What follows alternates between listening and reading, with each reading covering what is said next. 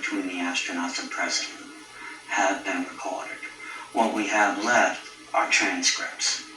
There are 2 missing minutes of full audio, but we do have the transcripts of the specific moment where Neo and Buzz talk about something on the moon, watching it on the far side of the crater. James McDivitt, Gemini 4, 1965, also saw a UFO.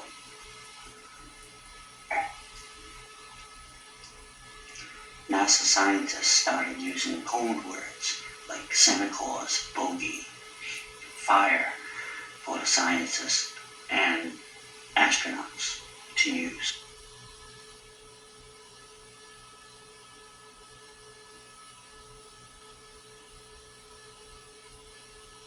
Over communication. For example, Apollo 8 in 1968. Jim Lovell, the famous astronaut of Apollo 13, while he was on Apollo 8, saw Santa Claus on the moon. And he said it, and we have it in the transcript. It's there. He said it. Granted, this was happening around Christmas time, so it's a nice little way to get out.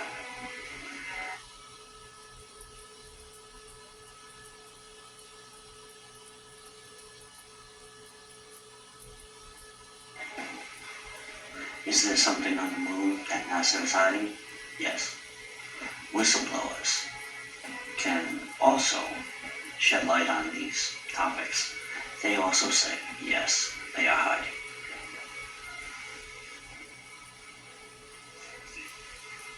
In 1965, Carl Wolf saw scientists from all over working on NASA.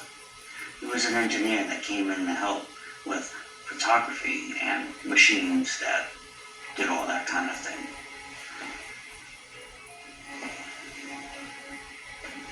Carl was a technician. He worked with images. He worked with NASA. Carl finished his work and went home. After he was done, he saw the news.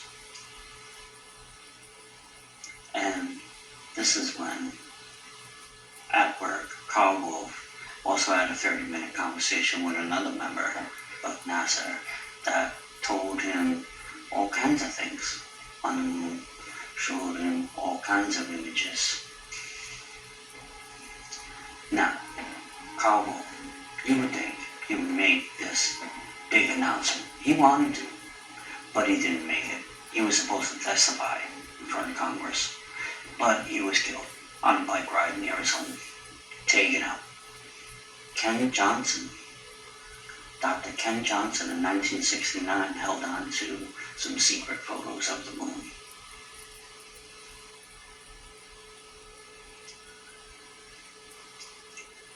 He held photos from 1969 to 1972. Dr. Ken Johnson had all kinds of photos. He saw buildings and ruins on the moon, and his supervisors told him to destroy whatever evidence. And he refused. He held on to something. Dr. Ken Johnson was fired for not following along with NASA's orders about destroying the evidence. Donna Hare is a NASA employee. She was charged with sanitizing photos for the public. And another former employee, Robert Dean, he was a U.S. Army major for NATO. In 1964, he saw an assessment. He saw a report called The Assessment. It involved the 1961 incident of dead aliens, and NASA destroyed 40 rolls of film to cover this up. There were Tic Tac UFOs, there were buildings, Pictures that were supposed to show objects outside the astronauts' spacecraft were also shown. Right out their windows. Time and time again, this evidence was covered up, and time again, whistleblowers were hunted down and murdered for what they know and what they threatened to expose. Before the race, the space race, the Soviet Union and the United States wanted bases on the moon. In the 1950s, there was a lot of talk about this. Project Horizon is a perfect example. NASA says this is pareidolia, the trick of your eye, like seeing an animal in the clouds. That's their official explanation. They say there's no interest in reviewing satellite photos or trying to touch up new photos or even going back over the areas to take new photos. In the 60s saw both superpowers scramble to get to the moon, releasing all kinds of amazing technology. The US got there first.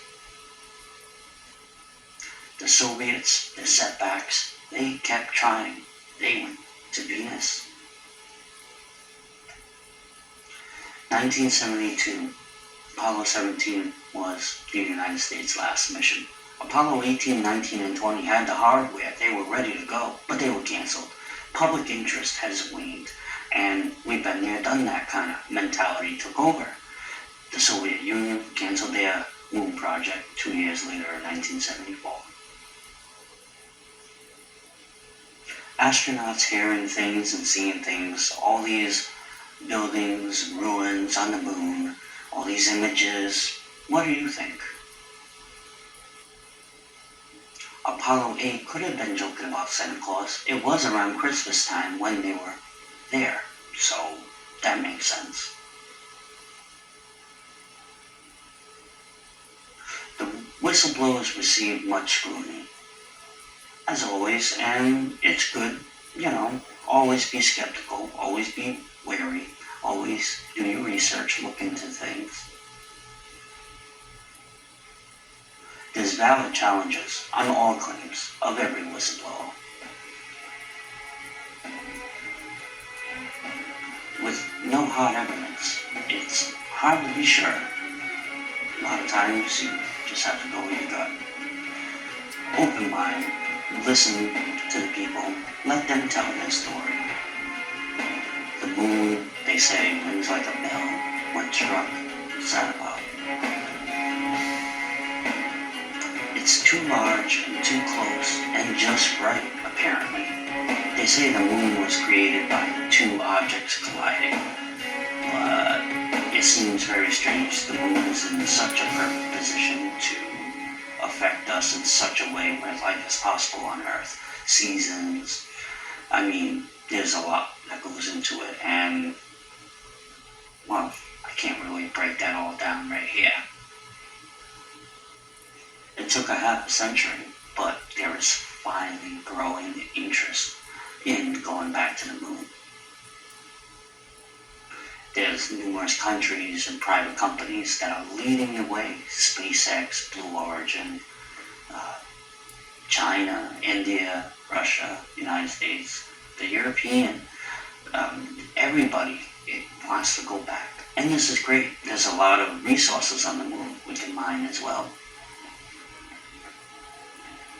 There is a book called Dark Mission by Richard Hoagland and Mike Barra.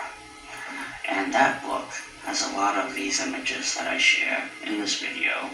And there's a lot of video I got from the public domain and NASA. There's a lot of things that I would like to cover and go over, but there's not really a lot of time, and this is my first episode. I'm just trying things out here, testing the waters. But if there's any particular topics, subjects you would like us to talk about here on What's the Fluff, conspiracy theories, let us know. in the comments.